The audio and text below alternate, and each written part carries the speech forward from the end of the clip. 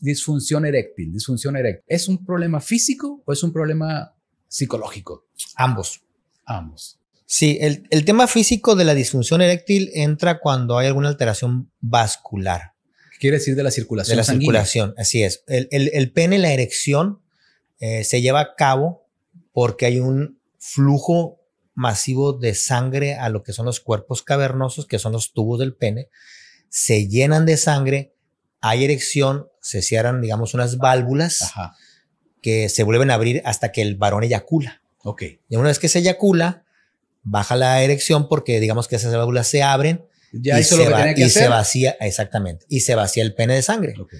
Cuando vuelves a tener otra erección, es lo mismo. Llega la sangre al pene, se cierran las compuertas, el pene queda con la erección debido a la sangre que está ya acumulada y al volver a eyacular otra vez, se abren las compuertas y se vacía.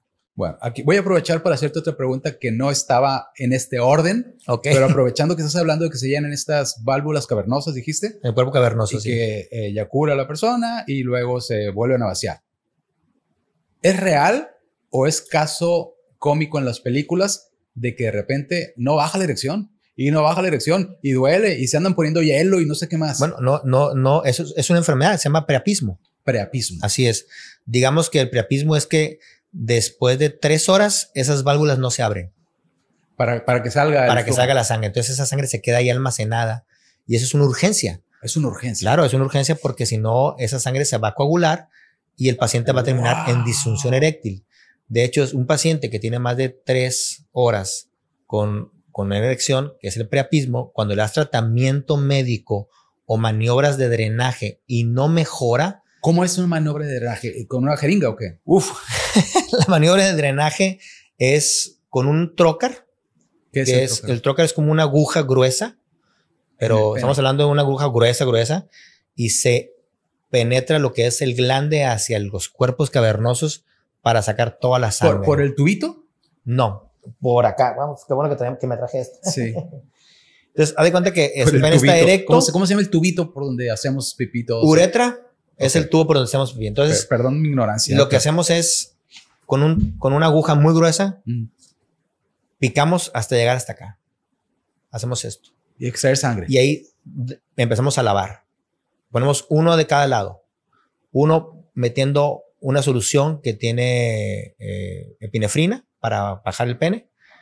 Y por el otro lado saliendo. Entonces estás lavando para que se limpien los cuerpos de la sangre. Ajá. ¿Sí? Pero llega un momento, o hay pacientes que a pesar de que lavamos el pene, no baja, se vacía. ¿Por qué? Porque la sangre sigue entrando, pero no sale. Wow. Entonces ya lo que hay que hacer ahí es otro tipo de cirugía. Por ejemplo, hay una cirugía donde agarramos la vena safena, que es la vena que tenemos en la pierna, y la subimos y la conectamos al pene para que por ahí se salga la sangre constantemente.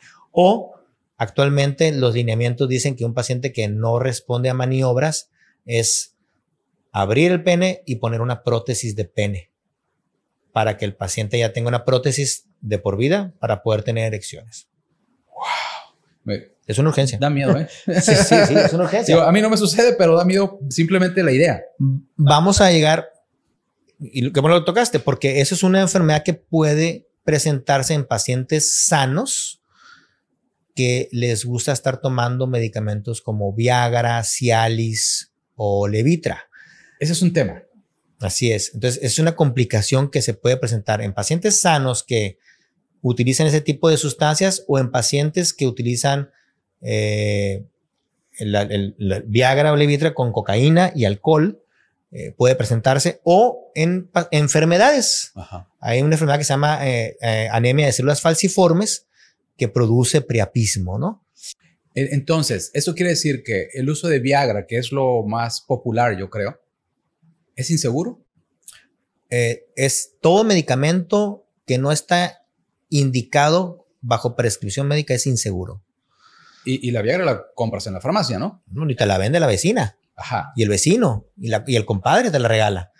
Y el canguro. ¿Y en qué casos el canguro son esos productos mágicos, ¿no? Sí, el canguro y las mieles que la gente no sabe que tienen Viagra.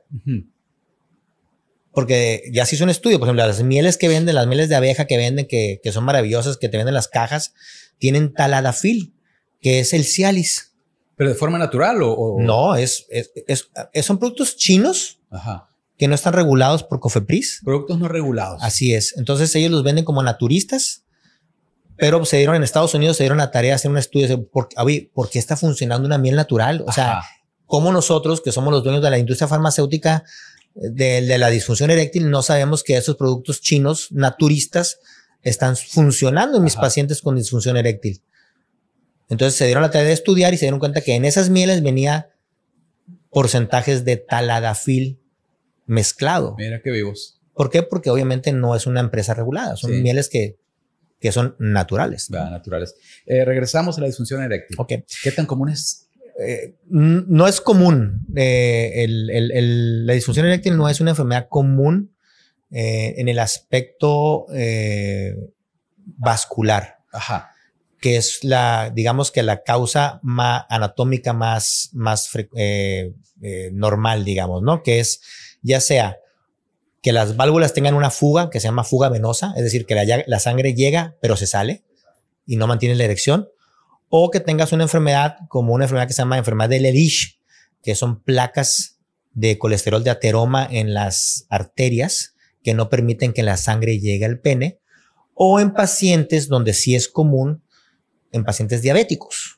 En pacientes diabéticos es común que... Es común la disfunción eréctil, claro, porque el pene no tiene varias cuestiones. No tiene óxido nítrico, que es, digamos que la cerradura para que se abra la erección.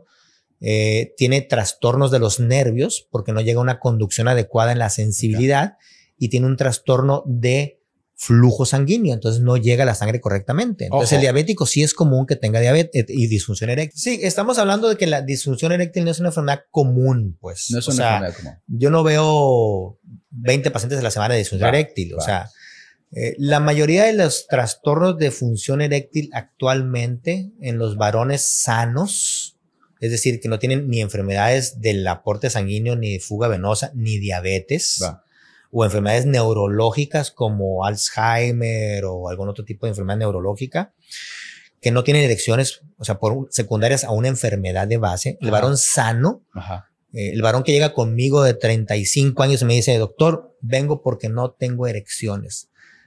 La mayoría va a ser un trastorno psicológico. O sea, hay que ir con el psicólogo. Totalmente. No con el psicólogo, con nosotros.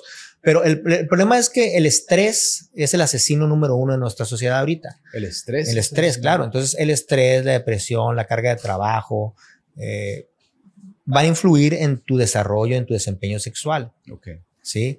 Eso hace, por ejemplo, el COVID, que fue una enfermedad viral, tuvo una afección muy importante en la circulación.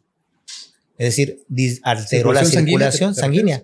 Entonces, se hizo muy viral en los TikToks, y en aquel entonces hice también un podcast con un amigo en Guadalajara sobre un tema que hablaba de que los varones después de COVID decían que el pene lo tenían más chiquito, que acortaba el pene el COVID. Y no era que acortaba el pene, lo que pasa es que el varón, todos los hombres tenemos una erección matutina. Todos. O nocturna. Y no es que que tengamos sueños húmedos, como decían los papás, es que te estás soñando con algo y tienes... ¿Qué estarás soñando, muchacho? Entonces, no, lo que pasa es que es un sistema de regulación del cuerpo. Como el pene son cuerpos cavernosos que se nutren de sangre para la erección, lo que hace el cuerpo es todos los días mandarle sangre para que se limpien, digamos. Lo voy a poner así. Es normal para que tengas tu erección, para que el pene esté constantemente sano. Como cuando te dicen, vas a tener el carro parado ahí un mes, préndelo todos los días. Exactamente, igualito. Entonces, la mayoría de los varones que llegan conmigo, jóvenes que tienen disfunción eréctil, la mayoría no tienen ninguna enfermedad de base. ¿Sí? Ahora, hay alteraciones hormonales que nos pueden dar disfunción eréctil. ¿Cómo cuáles serían esas? La falta de testosterona o la elevación de la prolactina. ¿Sí? Hay tumores en una zona del cerebro que producen prolactina, o hay medicamentos que producen aumento en la prolactina, o hay muchos sustitutos naturales que se anuncian en TikTok y en Instagram, que son la panacea para todo. Ajá. Y producen la elevación de la prolactina. Y la prolactina es la hormona, digamos que es la hormona de las mujeres para la producción de leche. Ok. Entonces, cuando prolactina. Right. Cuando la prolactina se eleva, la testosterona no funciona. Ok. ¿Ok? Ok. Entonces, baja la prolactina, la testosterona empieza a funcionar, o puede haber una disminución de la testosterona por muchos factores también, y lo que se hace es reposición de testosterona para que mejore la disfunción eréctil. O sea, hablar de disfunción eréctil tenemos que hacer un screening del paciente completo para ver por qué tiene disfunción eréctil. Vale. Desde enfermedades, diabetes, hipertensión y toma de medicamentos, hormonas, o sea, es un diagnóstico integral. Por eso el paciente que, oye, no tuve erección, pues ve a la farmacia y va y se compra el Viagra. No, pues, y sí le funciona, ¿no? Pero resulta que no estás tratando la enfermedad de base. Claro. A lo mejor no tienes una enfermedad más que una cuestión psicológica, pero tienes que hacerte el screening para ver si realmente no estás enfermo, claro. ¿No? Muy bien. Para terminar con el tema de disfunción eréctil, y no porque lo sea, la siguiente pregunta: ¿a qué edad a un hombre ya no tiene erección? No, es muy variable. Eso es muy variable. Hay pacientes de 85 años que tienen erecciones, ¿no? Ok. Es muy variable. ¿Y hay de cuántos que no, de forma natural? Mira, la disfunción eréctil como tal no se va a presentar por edad. No es por edad. No es por edad. Quizás pueda empezar a haber algún trastorno de disfunción cuando el hombre empiece en la andropausia. Es a los 50 años. A los 50 años. Así La andropausia es como la parte masculina de la menopausia. Exactamente.